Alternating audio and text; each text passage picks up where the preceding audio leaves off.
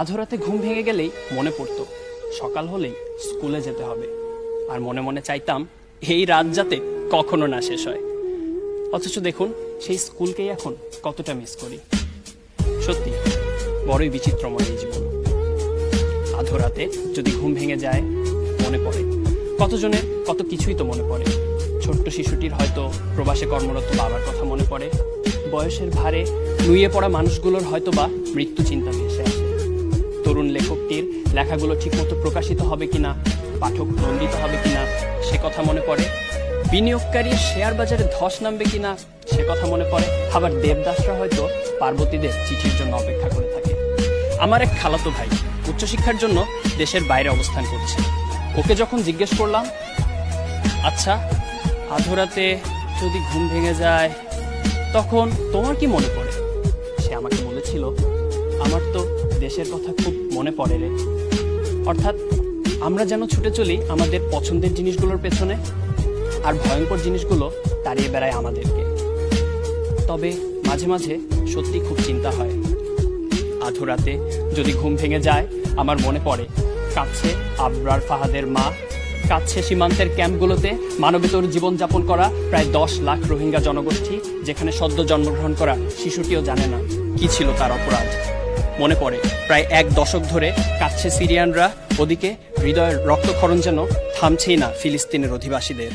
মনে পড়ে কাছে কাশ্মীর, কাছে ইরাক, কাছে চেচনিয়া, বসনিয়া। আধরাতে যদি ঘুম ভেঙে যায় আমার মনে পড়ে পৃথিবী ভালো নেই, পৃথিবীর আজ বড় অসুখ। দেখা হলেও আলিঙ্গন করতে মানা, আটকা পড়ে গেছি 6 ফিট দূরত্বের এই পৃথিবীতে।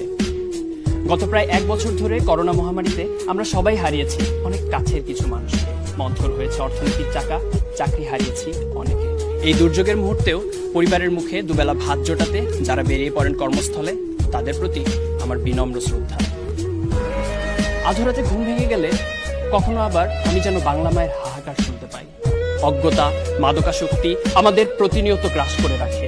জাতির পিতা বঙ্গবন্ধু শেখ মুজিবুর রহমান যে সোনার বাংলার স্বপ্ন দেখেছিলেন, সেই স্বপ্নকে আমরা কতটুকু বুকে ধারণ করতে পেরেছি, সেই লক্ষ্য বাস্তবায়নে আমরা কতটুকুই বা কাজ করতে পেরেছি।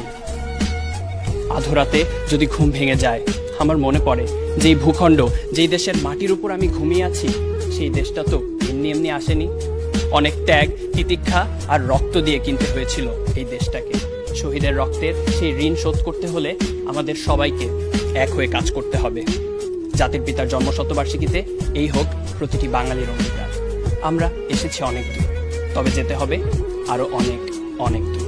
আধরাতে যদি ঘুম ভেঙে যায় আমার মনে পড়ে অনাহারে থাকা সেই সব অসহায় শিশুদের কথা, যাদের দিন কাটে ফুটপাতে আর রাতটা কোনো মতে কেটে যায় রেল স্টেশনের এক কোণায়। আর তখন সুকান্তের মতো আমারও দৃপ্ত কণ্ঠে বলতে ইচ্ছা হয়, এসেছে নতুন শিশু, তাকে ছেড়ে দিতে হবে স্থান। চলে যাব তবু আজ যতক্ষণ দেহে আছে প্রাণ, প্রাণপণে পৃথিবীর সরাবো জঞ্জাল। এ বিশ্বকে এ শিশুর বাসযোগ্য করে যাব আমি। নবজাতকের কাছে এ আমার দৃঢ় অঙ্গীকার। স্বীয় কর্মে উৎকর্ষ সাধন করে প্রতিটি দিনকে সাফল্যমণ্ডিত করুক প্রতিটি মানব সত্তা।